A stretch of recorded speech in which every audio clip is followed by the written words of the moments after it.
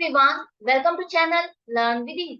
आज का टॉपिक है हमारा एडमिशन ऑफ अ पार्टनर, जिसमें हम सॉल्व करेंगे क्वेश्चन नंबर 53 चैप्टर 4 डी के गोयल की बुक से क्लास 12 अकाउंट के लिए। तो दो पार्टनर है एक्स और वाई, जिनकी प्रॉफिट शेयरिंग रेशियो नहीं दी गई। 1 अप्रैल से नया पार्टनर जेड उनको ज्वाइन कर रहा है। न्यू प्रॉफिट शेयरिंग रेशियो क्या हो जाएगी, वो दी गई है 3:2:1। अब यहाँ पर बैलेंस शीट में 1 लाख रुपए का वर्कमैन कंपनसेशन रिजर्व शो हो रहा है, बैलेंस आ रहा है। आपको दो केसेस दिए गए हैं, इन दोनों केसेस में आप इसकी अकाउंटिंग ट्रीटमेंट कैसे करोगे ये आपको बताना है। ऑनलाइन सेशन स्टार्ट हो रहे हैं, स्टार्ट होने वाले हैं क्लास 11 और 12 अकाउंट्स के लिए।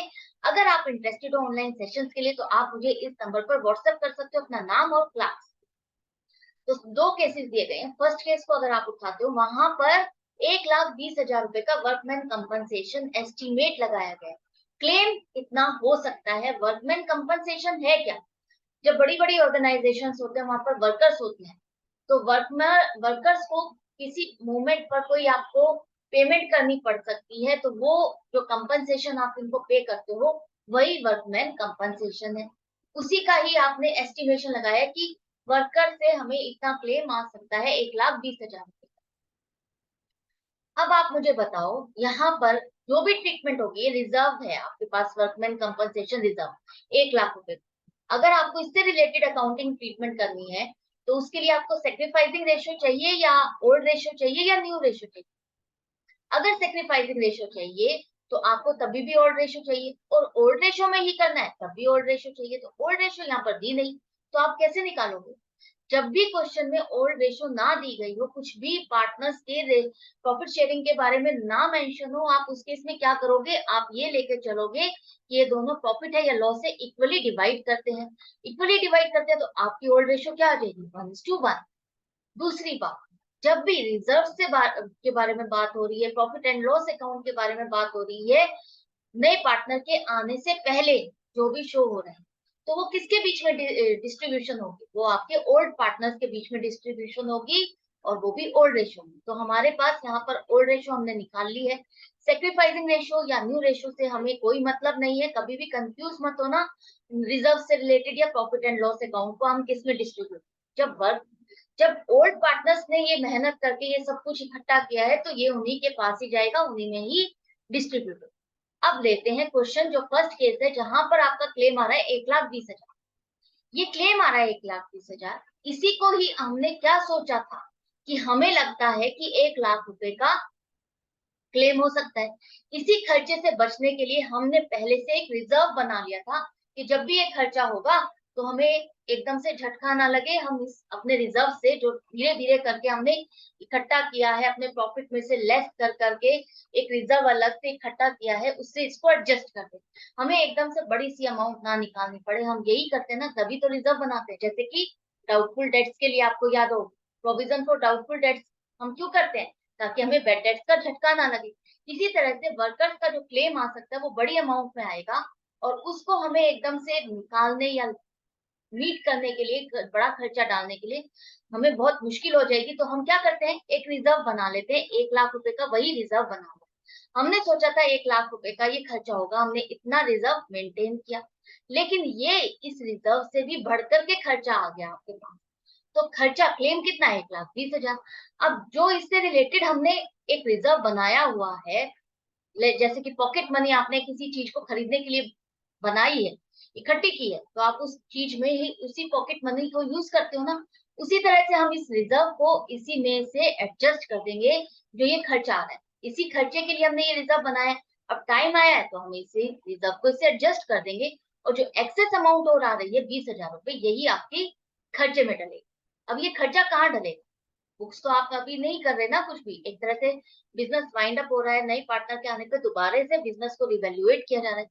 रिवैल्यूएट किया जा रहा है, लाइबिलिटी को रिवैल्यूएट किया गया है। यहाँ पर 1,20,000 रुपए आई है वर्कर से क्लेम, तो ये लाइबिलिटी बढ़ गई आपकी 20,000 रुपए से।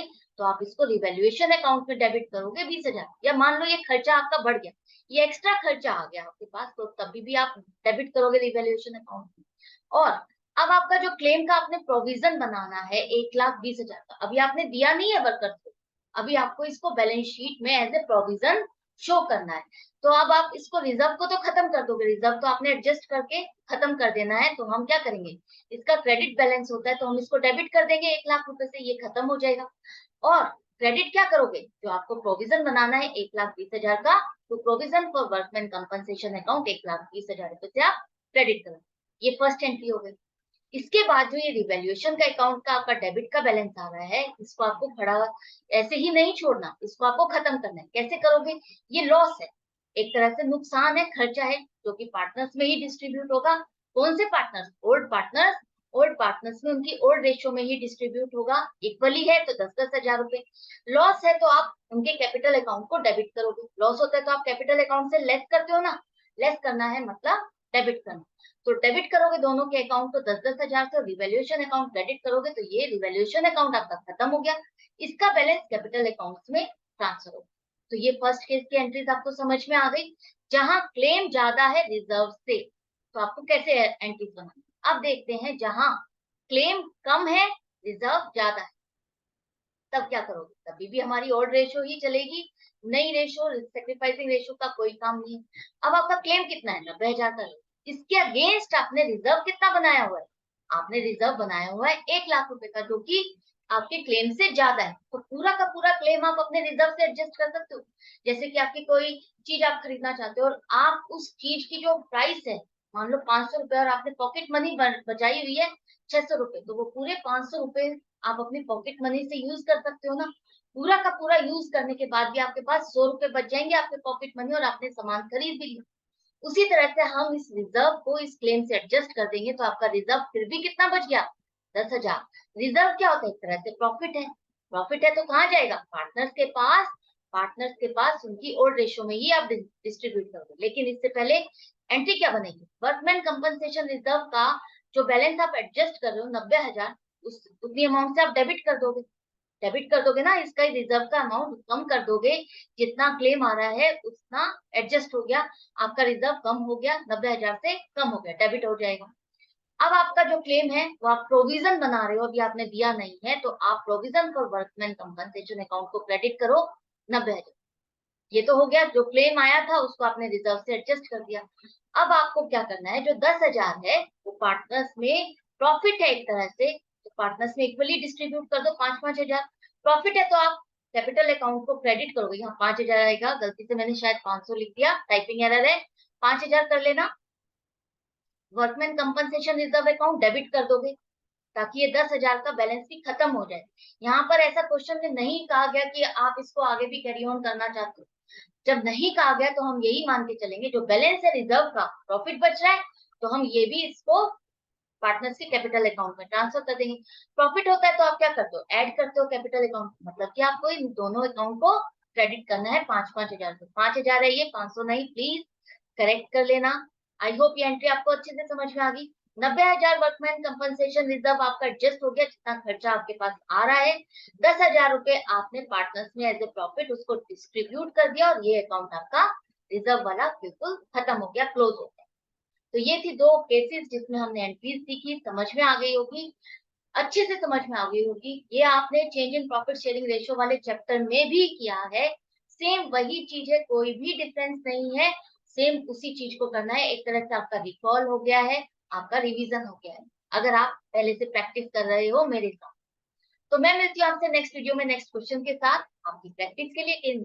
आपको अपडेटेड रहना है तो बेल आइकन को प्रेस कर दोगे, तो आपको नोटिफिकेशन आ जाएगी कि वीडियो मैंने डाल दी है, लेसन आपके पास आ गया है, आप उसकी प्रैक्टिस कर सकते हो। कई बार यूट्यूब से आपके पास वो सर्च में नहीं आता वो क्वेश्चन, तो आप वो मिस कर देते हो। तो आप अगर मिस नहीं करना चाहते तो चैनल को सब्सक्राइब कर लो, बेल आइकन को प्रेस कर दो, ताकि नोटिफिकेशन आ जाए। और लाइक का बटन प्रेस करोगे तो मुझे अच्छा लगेगा, मुझे मोटिवेशन मिलेगी।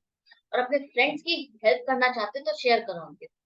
Good bye and take care.